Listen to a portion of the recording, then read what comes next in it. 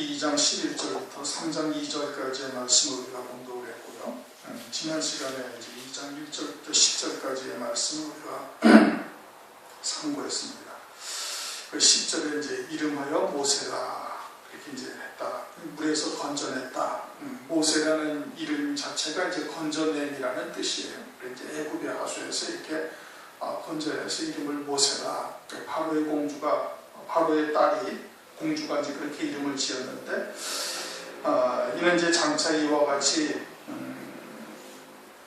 물에서 건져내야 할 이제 일이 또 있다라는 것을 말씀을 하고 있죠. 따로 높은 산의 영광에 볼 때 모세와 엘리야가 등장을 하는데, 모세가 그렇게 애굽에서 이스라엘 백성들을 구원해낸 자들이 되는 것처럼 장차는 이제 많은 물 위에 앉은 음녀 속에 있는 하나님의 백성들을 그 물에서 이제 건져낼 사명을 가진 자들이 이제 그 따로 높은 산의 영광에서 이제 보여주신 겁니다. 그와 같은 사명들을 이제 마지막 때 환난 날에 이제 물에서 건져내는 그와 같은 역사가 있어야 할 것을 말씀을 하고 있죠.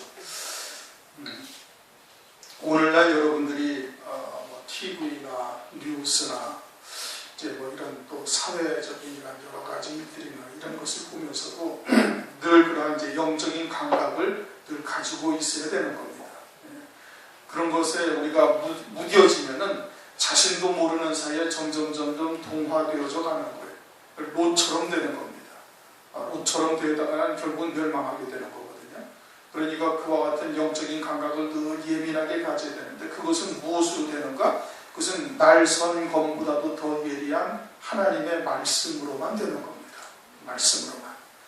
사람의 지식이나 사람의 지혜로는 마귀의 사상만 쫓을 수밖에 없게 되어져 있는 거예요. 마귀가 선이라고 주장하는 것을 우리도 선처럼 생각하게 될 수가 있는 거예요. 그러나 성경에서의 선은 하나님만이 선이시고 말씀만이 선이 되는 거예요. 세상의 이치, 세상의 논리 또는 세상의 철학, 뭐 세상의 윤리도덕, 그것이 선이 절대 아닌 거예요.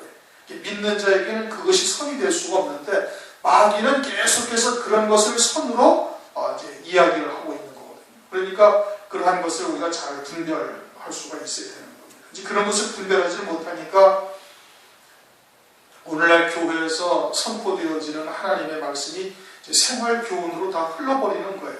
어떻게 하면 사람들 관계를 원만하게 또는 사람들 사이에서 훌륭한 인격을 가진 자로서 또는 세상 살아가는 그런 삶에 있어서 참으로 존경받는 사람으로서 살아갈 것인가, 뭐 기타 등등 이런 것을 가르치게 되는 거예요. 그건 마귀적 선이지 그건 성경에서 말씀하시는 선이 절대 아닌 겁니다.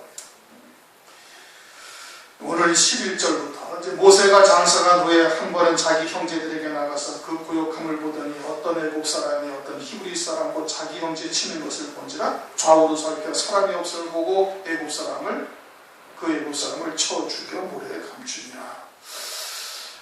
이제 모세가 지난 시간에 이제 요게베스로부터 젖 먹이는 동안 이제 하나님의 히브리 사람에 대한 교육을 받은 것이 애굽 왕궁에서의 37년 동안 애굽의 문화, 애굽의 문물, 애굽의 우상 숭배에 있어도 전혀 흔들리지 아니한 거예요.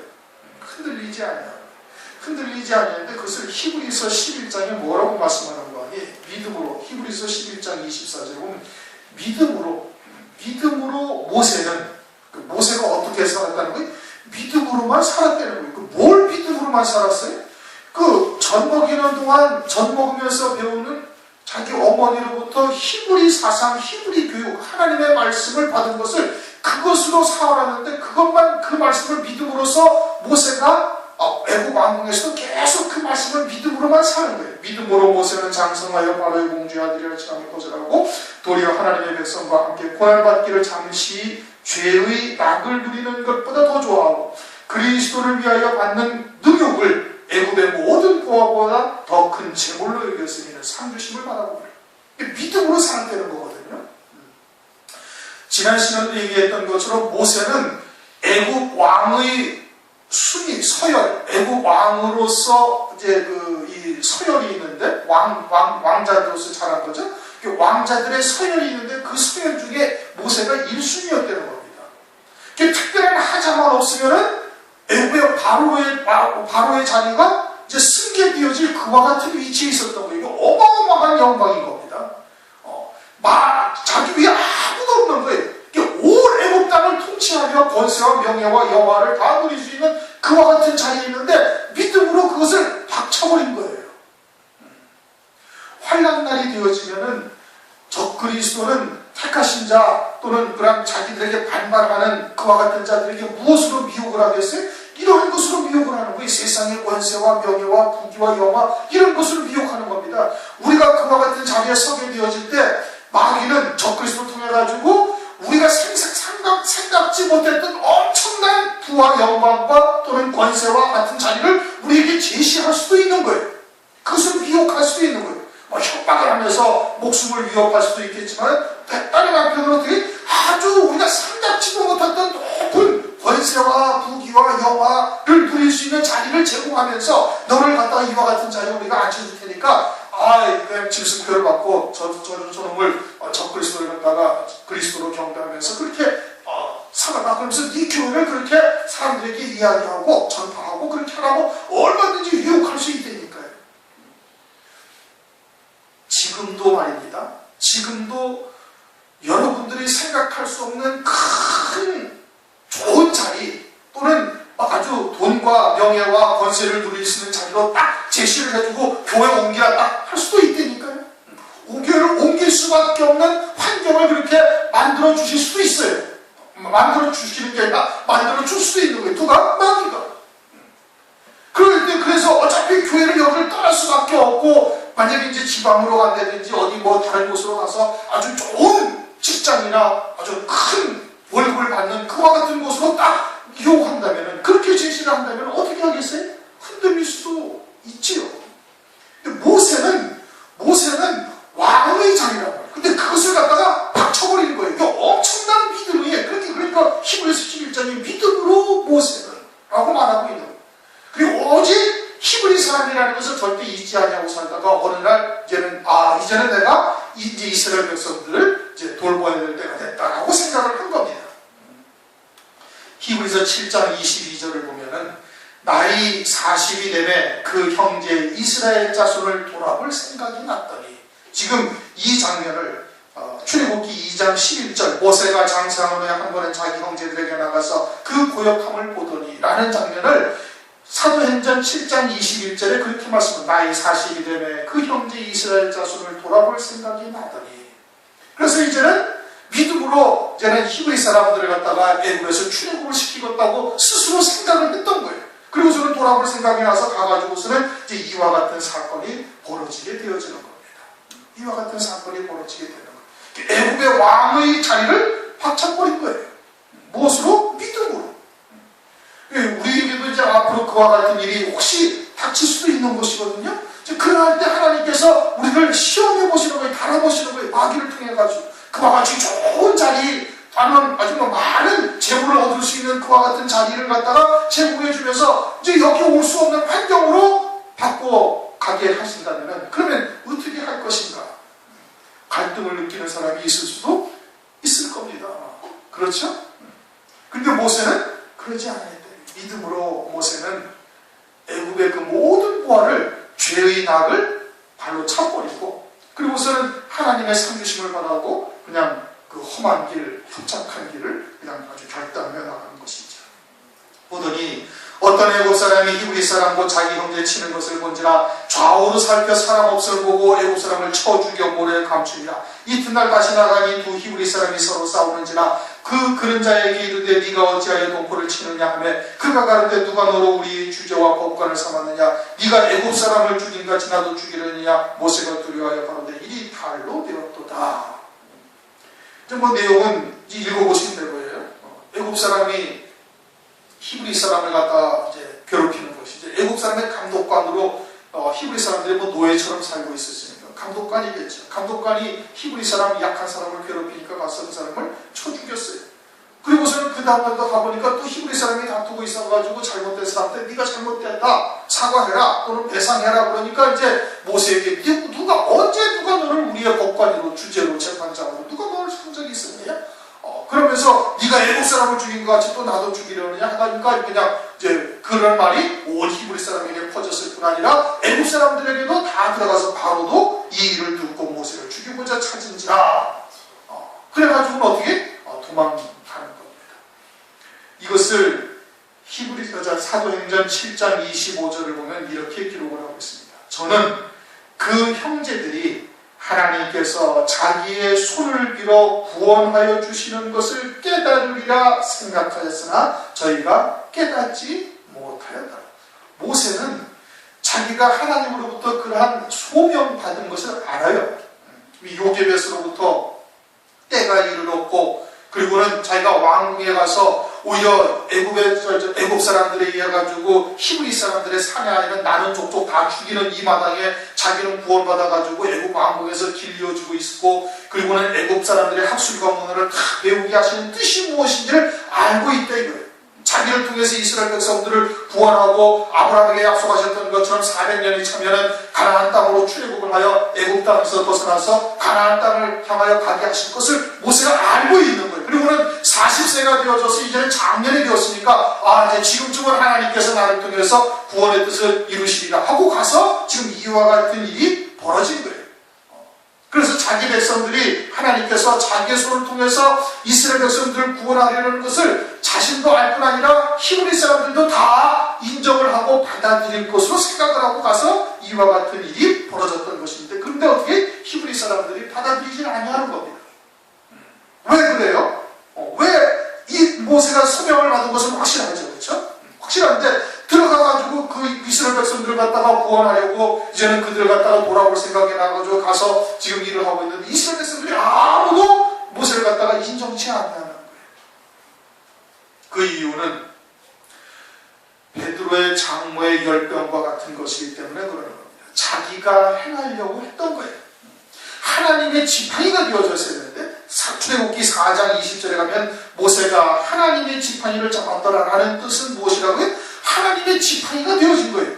40년 연단 후에는 이제는 하나님의 지팡이가 되어졌는데, 그 이전은 어떻게 해서 내가 주님의 뜻을 이루려고 했던 거예요. 자기의 의로, 사람의 의로 하나님의 뜻을 이루려고 했던 거예요. 그러니까 하나님께서는 그러한 모세를 하나님께서 40년 동안 연단을 하시라고요. 광야 40년 동안 연단을 하셔가지고 그때 40년 연단 후에는 이제는 네가 가서 이스라엘 백성들을 구원하라. 그러니까 출애굽기 4장에 뭐라고 말씀하시는 거 아니?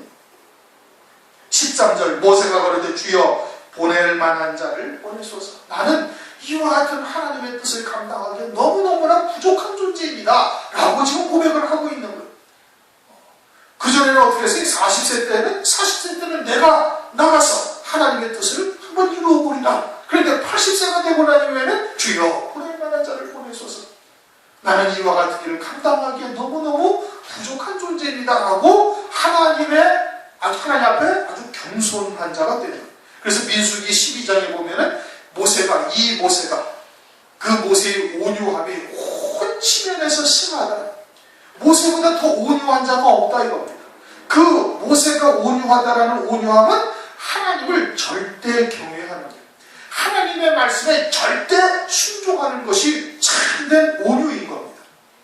그러니까 그와 같이 40년 연단 후에는 완전히 하나님 앞에 지렁이 같은 존재가 되는 거예요. 뼈다구는 하나도 없는 거예요. 단단한 것은 하나도 없는 거예요. 아주 고운 가루가 돼가지고 하나님께서 둥그런 그릇에 담으면 둥그런 모양을 내고 사각진 곳에다 담으면 사각진 모양을 내는, 그와 같이 그냥 하나님 앞에 완전히 부스러진 자, 온유한 자가 딱 되어진 것이 80세의 모세가 되는 것이고, 그렇게 되어졌을 때 하나님의 지팡이로서 쓰임받게 되어진다 이 뜻인 겁니다. 그러면 장차 환난 날에 하나님께서 두 주인으로서 하나님의 사역을 감당해야 할 종들은 어떠하겠어요? 똑같은 겁니다. 도살할 양처럼 여김을 받는 자여야 되는 거예요. 그러니까 여러 가지 환경 가운데 하나님께서 쳐넣으시는 겁니다. 그래가지고 또 막부터 막 일어나는 것이 있는지 없는지 하나님께서 살펴보시는 거예요.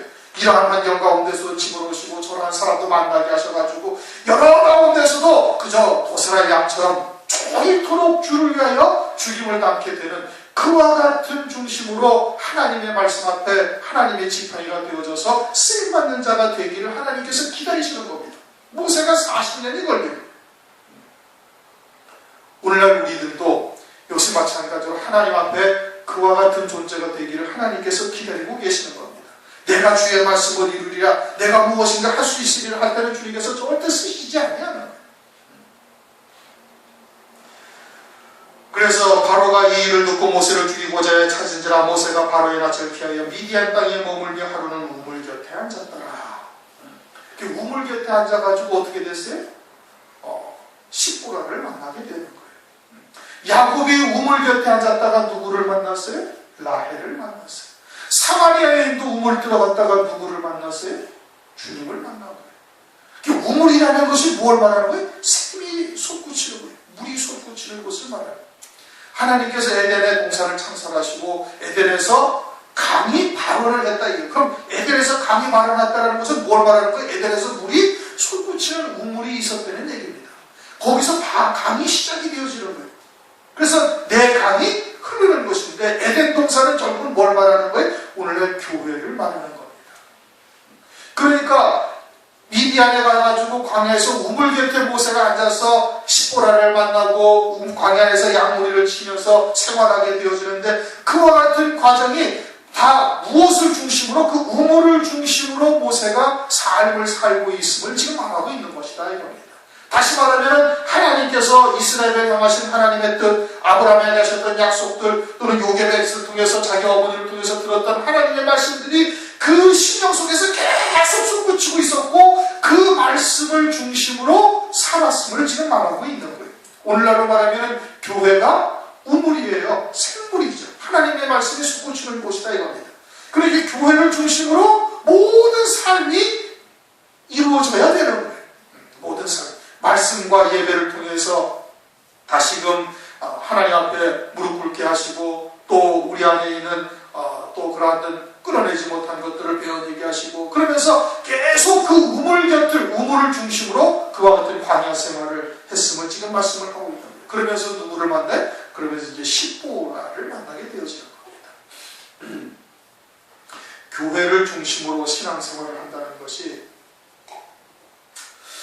이것이 간단한 것 같지만 그게 결코 쉬운 일이 아닙니다.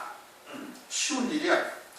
여러분들은 이제는 이제 말씀을 듣고 하나님의 뜻이 무엇인지를 깨닫게 되어지다 보니까 뭐 3일밤 예배, 금요 예배, 주일 예배는 뭐 말할 것도 없고 그냥 당연히 나와야 된다고 생각을 하는 것이지만 그러나 일반적인 그리스도인들은 그렇게 생활을 안 합니다. 그렇게 생각을 안 해요. 무슨 고난이 있어야 새벽기도 나가고 고난이 있어야 3일밤 예배 나가고 그다음 보통은 다 어떻게? 보통은 그냥 주일날 예배 날 예배 그거 한번 딱 드리면은 그것으로 다 되었다라고 생각하는 것이 일반적인 그리스도인들의 삶이에요. 그것은 우물을 중심으로 사는 삶이 절대 아닌 겁니다. 절대 아니에요. 그러니까 여러분들도 신앙생활을 하시지만은 그저 3일밤 예배 안 나오고 금요 예배 안 나오고 그냥 주일날 낮 예배만 달방 드리고 나서 그냥 그것으로 딱 끝나버리고 나면요 영성이 전혀 자라나지를 않아요. 영적인 생명이 자라나지를 않고 일주일 동안 삶이 하나님 중심으로 믿음으로 살았다고 장담할 수가 절대 없는 겁니다. 있을 수가 없는 일이에요. 그거는. 그렇게 사는 사람이 될 수가 없는 거예요. 그렇게 우물 곁에 앉아가지고 십보라를 만나고 양무리를 친다라는 것은 완전히 하나님의 말씀 안에서만 지금 살고 있는 거예요. 내게 하나님께서 그와 같은 소명을 주셨는데 그렇게 부르심을 받았는데 무엇 때문에 내가 그와 같은 하나님의 뜻을 갖다가 이루는 도구로서 쓰임받지 못하는 거에 늘 중심이 거기에 있었던 겁니다. 그러니까 하나님과만 늘 영적인 교제를 하면서 살았다 이 뜻이에요 지금. 그러니 우리가 일상생활하면서 더더군다나 마지막 때가 노아의 때와 같다 모세 때와 같다 성경은 그렇게 말씀을 하시는데 그러니까 실제로 지금 그와 같은 때를 우리가 살아가고 있는 거예요. 그러니 잠시 방심하면은 그냥 롯처럼 되어지기가 그냥 십상인 겁니다. 롯처럼 되어지기가 십상인 거예요. 그냥 의로운 심령이 상하면서 늘 보다 보니까 이제는 그러한 것에 대해서 점점 무덤덤해지고 무감각해지고 자기도 모르게 그냥 대충 넘어가는 그와 같은 삶을 살게 되어지는 거예요. 주일날 예배만 덜렁 나와서 드리고서는 대배만 드리고서 그냥 가면은 그냥 거의 다 젖어 있고 그냥 롯과 같은 그냥 소돔성 문에 앉았더라 하는 롯과 같은 중심이 된다 이거죠. 그럼 환난 날에 절대 이기지 못하는 거예요. 승리하지 못하는 거예요. 그러니까 우물 곁에 앉았다. 우리가 이걸 잘 유념하면서 과연 우리가 말씀을 중심으로 말씀에 이끌림 받는 그와 같은 믿음의 삶을 살고 있는지 이제 스스로를 돌아보게 되어지는 것이죠. 그러면서 이제 16절부터 22절까지는 이제 십보라를 얻게 되어집니다. 십보라가 미디안 제사장의 딸인데 르우엘이라고 여기는 기록이 돼요. 르우엘이라는 것이 하나님의 친구들이라는 뜻인 겁니다. 그렇게 하나님을 알고는 있는 거예요. 셈의 후손이 그 엘자가 들어갔다라는 것은 하나님을 말하는 것이고 그것은 셈의 자손과 자손이라는 의미를 이제 일단은 갖고 있는데 뭐 성경에 더 이상 언급이 없으니까 뭐 말할 필요는 없는 것인데 어쨌든 하나님을 알고 있는 것이거든요. 르우엘이라는 이름 자체가 하나님의 친구라는 뜻이에요. 그런데 그 자식이 십보라인데 십보라가 나중에 모세가 하나님의 지팡이를 잡고 이제는 이스라엘 구원하러 애국으로 갈 때 하나님께서 노중에서 그래 갖다가 모세를 죽이려고 하는 장면이 등장해요. 이제 4장에 가면은 그와 같은 장면이 나오는데 4장 24절 여호와께서 길의 숙소에서 모세를 만나 그를 죽이려 하시는지라. 그러자 25절 십보라가 사차도를 취하여 그 아들의 양피를 베어 모세의 발 앞에 던지며 가로되 당신은 참으로 내게 피난 편이로다 하니 여호와께서 모세를 놓으시니라. 그때 십보라가 피난 편이라 하면 할례를 인함이었더라.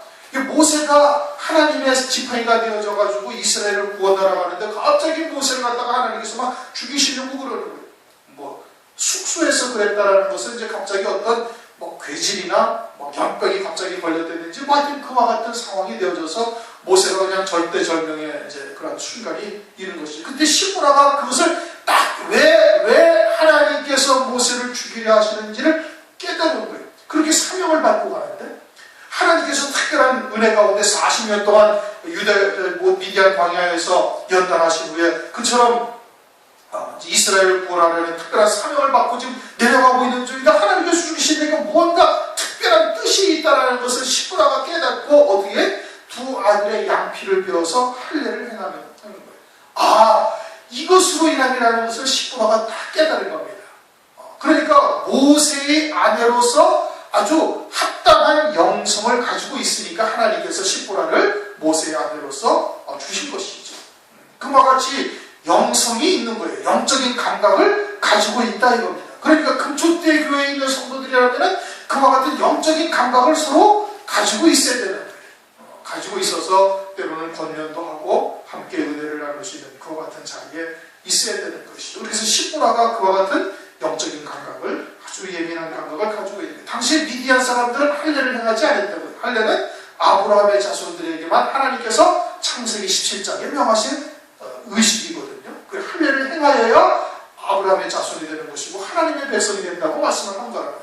그런데 모세가 그 이스라엘 백성들, 하나님의 백성, 히브리 사람들을 출애굽시키러 구원하러 가는 모세가 자기의 자식들을 할례를 행하지 아니하고요. 왜? 미디안에서는 그와 같은 할례를 행하는 풍습이 관습이 없었기 때문에 그러는 겁니다. 그래서 할례를 행하지 아니하는데 그것이 지도자에게는 흠이 되는 거예요. 하나님의 공의 안에서 흠이 되는 것이죠. 그것을 십보라가 딱 깨달았다 이겁니다. 그러니까 그러한 십보라가 아니었으면 어떻게 했어요? 그걸 만약에 깨닫지 못했으면 모세는 그 자리에서 죽었죠.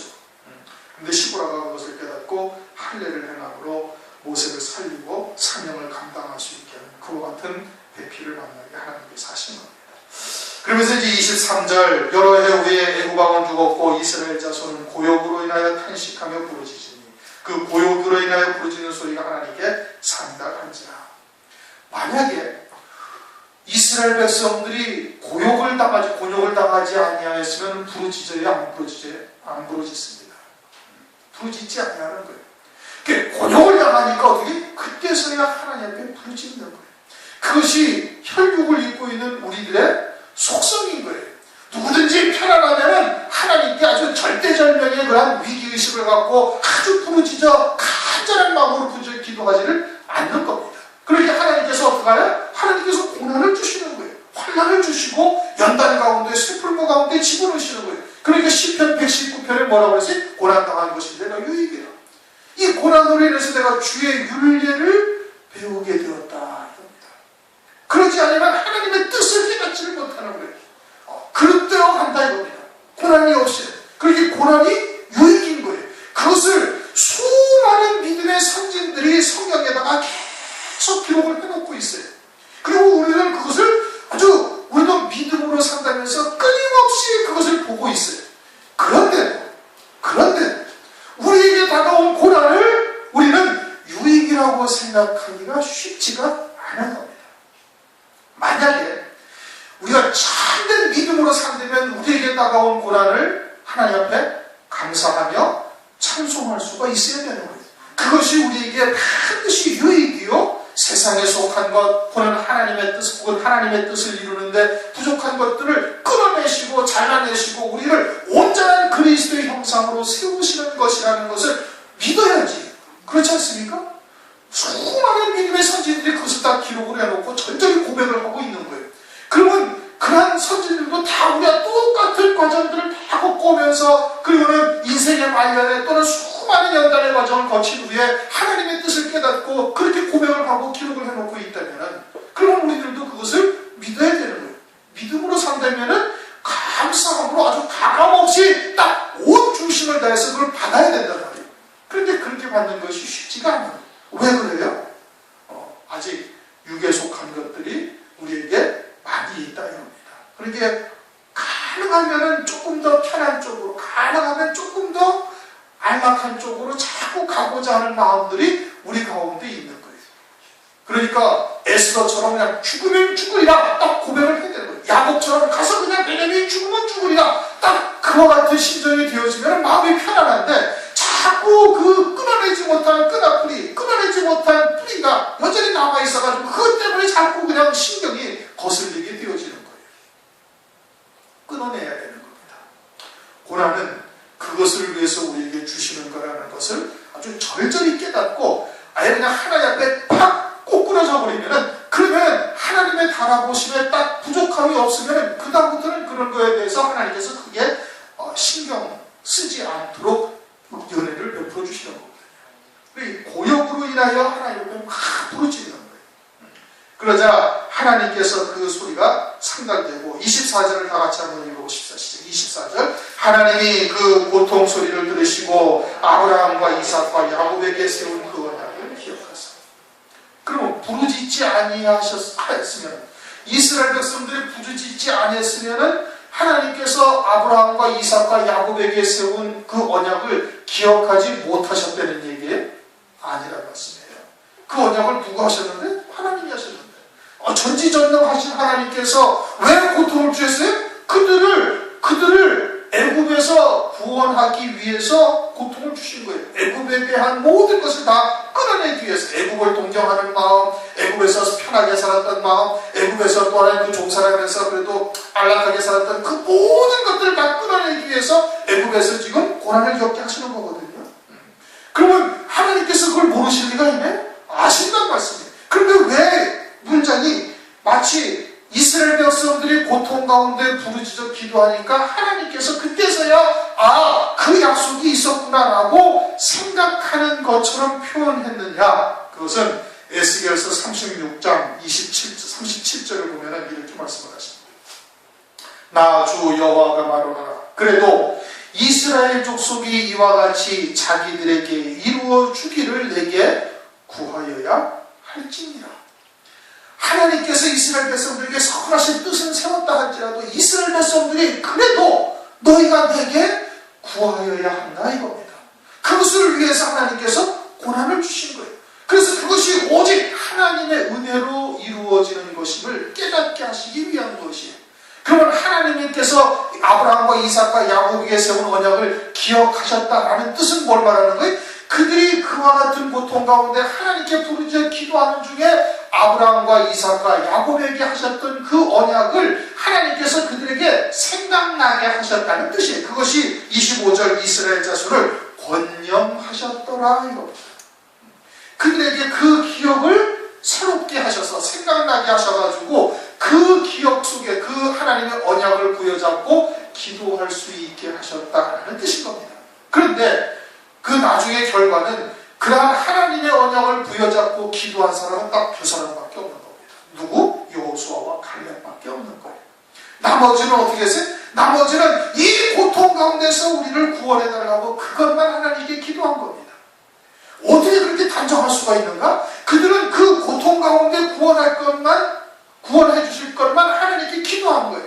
그래서 이 애국 땅만 벗어나면은 지금 이렇게 우리를 갖다가 학대하고 막 죽일 듯이 달려들고 사내 자식 만나면 갖다 다 쳐 죽이고 그리고서는 막 더 큰 곤욕으로 우리를 갖다가 고통스럽게 하는 이것에서만 벗어나기만 하면 좋겠다라고 생각을 했는데, 그런데 광야에 가니까 또 어떻게? 또 험악한 길이요, 물 없는 곳이요, 그저 만나만 먹는 곳으로 하나님께서 인도하시니까 어떻게? 애굽에서 벗어나면 편할 줄 알았는데, 그 고통만 벗어나면 편할 줄 알았는데 또 고통이 계속되어지니까 어떻게? 그렇게 또 원망하고 불평하고 그러는 거예요. 그들은 가나안 땅을 소망하며 기도했던 자들이 아니다 이겁니다. 오늘날 대부분의 그리스도인들이, 거의 모든 그리스도인들이 고난을 당하면 고난만 벗어나기를 기도하는 거예요. 우리를 향하신 하나님의 뜻이 무엇인지, 하늘에 어떠한 영광들이 예비되어 있는지 그런 거에 대해서는 전혀 생각지도 않냐고 고난만 벗어나기를 기도하는 겁니다. 멸망당한 이스라엘 백성들과 똑같이 기도합니다. 그들의 결말은 어떠하다는 거예요? 광야에서 가나안 땅에는 한 발자국도 들어가지 못하고 광야에 40년 동안 유리방황하면서 그들이 다 멸망당할 때까지 가나안 땅에 절대 들여보내지를 않는 겁니다. 다시 말하면 하늘나라의 유업은 하나도 받을 수 없는 자들이 되어지는 것을 그림자로 이들을 통해서 계시해주고 있는 거예요. 고난만 벗어나기를 기도한 거예요. 육신의 눈만 가지고 눈에 보이는 것만 위해서 기도한 거예요. 하나님의 나라가 어떠하고 나를 향하신 하나님의 뜻이 무엇이고 아브라함과 이삭과 야곱에게 하신 약속이 무엇인지는 그거에 대해서는 전혀 생각지가 아니하는 것입니다. 만약에 그것을 위해서 기도했다면 광야 40년 동안 가면서도 어떻게 원망하거나 불평하지 않냐는 거예요. 왜? 그 젖과 꿀이 흐르는 가나안 땅을 주시기 위한 과정이라는 것을 깨닫고 있기 때문에 원망하거나 불평하지 아니하게 되어질 겁니다. 오늘날 우리들이 어떻게 기도하고 있는가, 이것을 우리가 잘 생각해 봐야 되는 것이고, 그리고 그러한 기도를 하고 있다면 광야의 험악한 길 또는 하늘에서 내리는 만나가 절대 헛헛한 식물이 아닌 겁니다.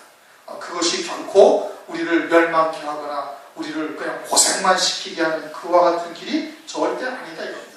가나안 땅에 들어가기 위한 필수적인 과정인 것이에요. 여리고성 앞에 딱 서 있는 이스라엘 백성들을 만드시기 위한 연단의 과정인 것을 깨닫고 기쁨으로 감당할 수 있게 되는 겁니다. 오늘은 여기까지 하겠습니다. 상장은 다음 시간에 하도록 하죠. 우리 통성으로 잠시 기도하겠습니다.